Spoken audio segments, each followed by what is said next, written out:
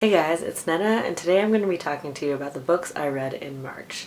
So please excuse my crazy hair. I just got out of the shower and I was like, I'm losing the light, better sit down and film. But you don't care about the hair, right? You want to hear about the books. So let's get straight into it. So I finished 2 books in March, and the first one that I finished was Between the World and Me by Ta-Nehisi Coates. I'm sure you heard a lot about this, but this is a letter that Coates wrote to his son about so many things, but about race in America, about what it means to grow up Black and as a Black man, how the idea of race is something that society invented, and he talks a lot about Black bodies and how racism affects the body. It's a short book, so I thought that I would read it rather quickly, but actually I found myself really slowing down to absorb what he was saying. I think this book is so important because it really makes you consider a perspective that you've probably never thought about before. Even if you're someone like me who is a Black woman, so there are some shared experiences, I don't know what it's like to be a Black man. So seeing that perspective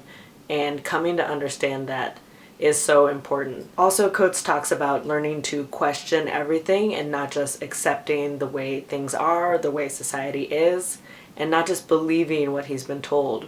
Really learning to critically think about the world around him. This is a difficult read because it's a difficult subject for many people, and when you hear about some of the things that Coates has experienced, you can't help but either be really angry or really despairing. But we can't get anywhere if we don't acknowledge that there are problems and talk about the problems and work towards solution for the problems. Toni Morrison says that this is required reading, and of course Toni Morrison is right. I gave this one 5 out of 5 stars, and I do think that everyone should read it. The other book I finished, and I'm so excited to talk about this one and also to be finished with this one, and that's The Count of Monte Cristo by Alexandre Dumas.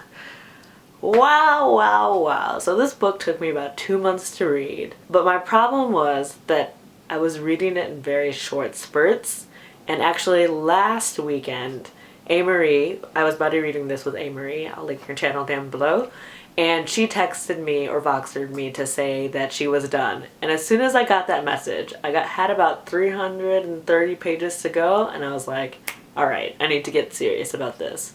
So on that day, I read the last 330 pages, and it was awesome! This entire book is just so great. I had read an abridged version when I was in high school, and I've seen the movie, but this was my first time reading the unabridged version. My favorite things are the characters, the intrigue, and just how exciting the plot is throughout this 1,472 page book. It's engaging throughout. The thing with classics is that sometimes the writing, because it's such a different style, can be distancing, but this one in particular did not feel that way at all. Right away I was into the story and into the writing style, and I was loving it. I mean, this book is really epic. There's just so much going on. There are duels and disguises, and there's romance, and there are bandits, and I know I already said this, but it's just really exciting to follow the Count as on his journey from a young man to the person that he becomes. I highly recommend this one. I mean, I'm not gonna lie, the page count is super daunting,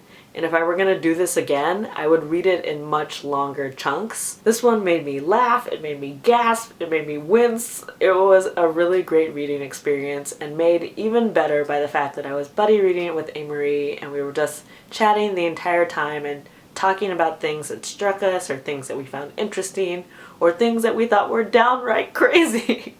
I think it is quite doable to read it, and to read it in a much shorter time period than I did. So love this one, 5 stars. So that is a rather quick wrap up because I only read 2 books, but they were both amazing in very different ways. I figure I'd also tell you what I'm currently reading, in the middle of 2 reads again, which is shocking to me, but here I am. And the first one is Persuasion by Jane Austen. I'm doing this as a buddy read with Sammy from Sammy Reads Books. I'm only about 60 pages in, so I don't really have strong opinions yet, but I will say that I feel bad for poor Anne, and it sounds like her family is a lot to deal with. So looking forward to getting more into the story and seeing what I think. This is only my second Austen. I've only read Pride and Prejudice like multiple times, but I've never read any of her other work, so I'm working on it. And the next one I was so excited to start, and it was long overdue because I read the first book in this series 2 years ago now. The second season of the TV series is premiering next week, so I was like, alright, I need to get a jump on the second book. And I'm talking about the Outlander series by Diana Gabaldon, and I'm reading Dragonfly in Amber, which is the second book in the series. I'm only 40 pages in, but already I have so many questions, but I'm just so happy to be back with Claire and finding out what she's up to, and I can't wait for the TV series to start.